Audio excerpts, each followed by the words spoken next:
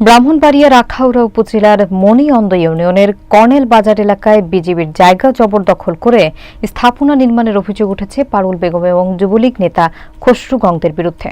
বিস্তারিত থাকছে সবুজ খান জয়ের প্রতিবেদনে। জানা গেছে ১৯৬৩ সাল থেকে বিজিবির ক্যাম্প কর্নেল বাজারে ছিল।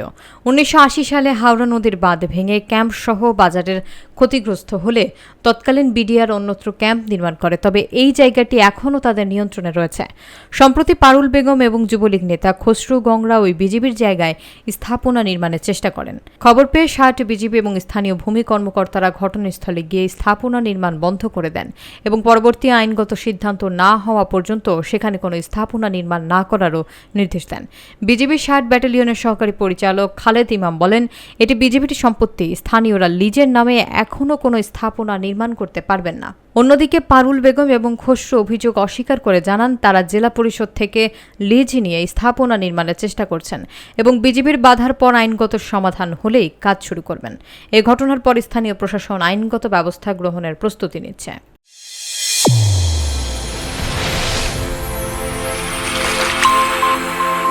চ্যানেল A1 হৃদয়ের স্পন্দন।